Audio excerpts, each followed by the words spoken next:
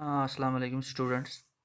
After we have read about the construction of electric motor, its principle, simply the construction is an armature coil which is placed within the strong magnetic field. It is having a split ring, or it's also called as a commutator in the form of R1 and R2, which are going to move along with the coil, the armature coil. The brushes B1 and B2 made up of the carbon which are fixed at their respective position, and we are having a battery.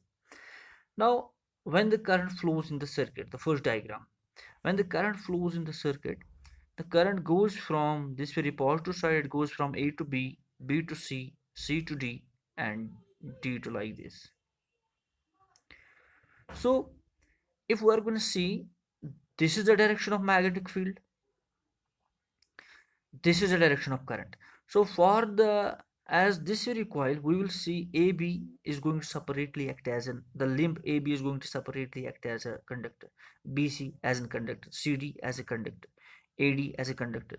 For BC and AD, BC in this very BC, the direction of current and magnetic field they are same. So no force will be exerted on this very limb, no force.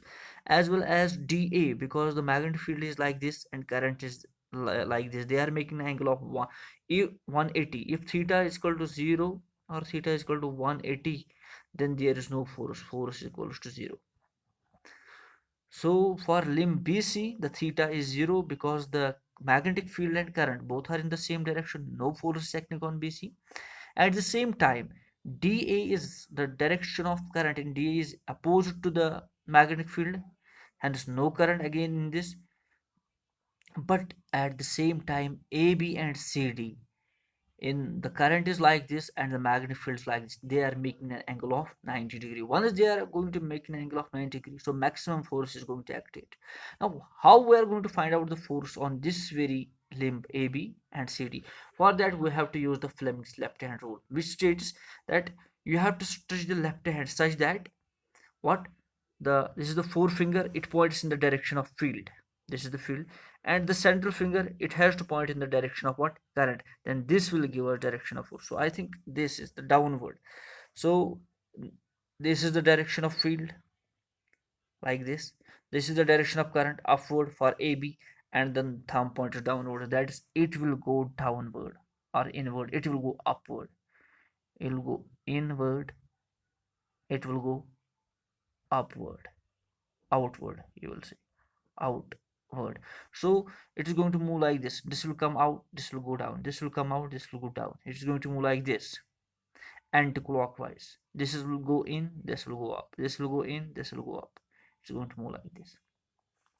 So at an angle of 90 degree, once it will become like this, 90 degree, there will not be any current in the circuit.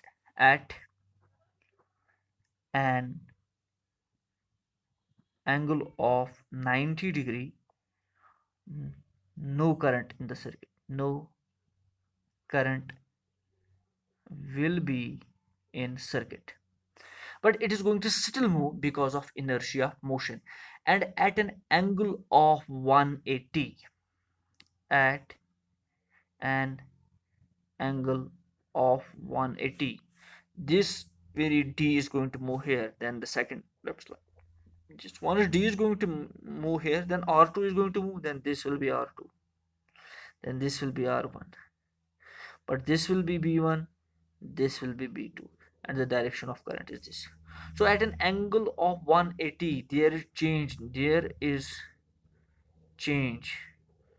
in direction of current in coil, because first the current was going from A to B, now the current will go, or it was going from B to C, C to D, D to then like this A. Now the current is going to go from this D to C, C to B, B to A, and it will go like this. So it is all because of this very commutator. So sometimes in the examination it is asked what is the function of commutator. The function of commutator is that it reverses the direction of function of split ring is to change direction of current in the coil. So function of split ring is to change direction of current in the coil. Once there will be change in the direction of what? Change in the direction of current in the coil. So as it was first from A to B, now it is from B to A. So again, once you are going to apply here in the Fleming's left hand rule, this is the direction of field, again the north south, and this is the direction of current, and it will be go again. It will be again go inwards. Go in the first case, CD was moving upward. Now here it is going to move inward, and it is going to move outward. So this very cycle repeats time and again, time and again. This is how a DC motor works. So simply, we're having an armature coil that's placed within the strong magnetic field. When the current is allowed to flow through the coil, the limb AB and CD, those experience an equal and opposite force, and that you can say couple. That's said to be as torque.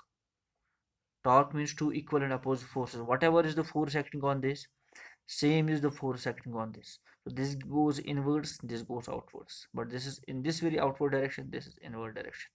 At an angle of 90 degrees, there will not be any current in the circuit, but the coil will still move because of inertia of motion. At an angle of 180 degree, there will be change in the direction of current. This will become as B, this will become as A, this will become as D, and this will become as C.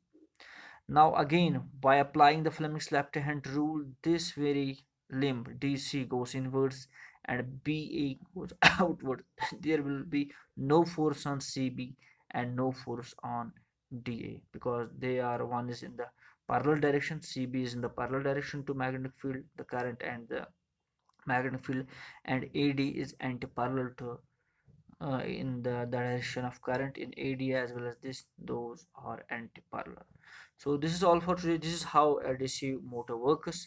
Tomorrow will be with another lecture. Till then, Allah Hafiz.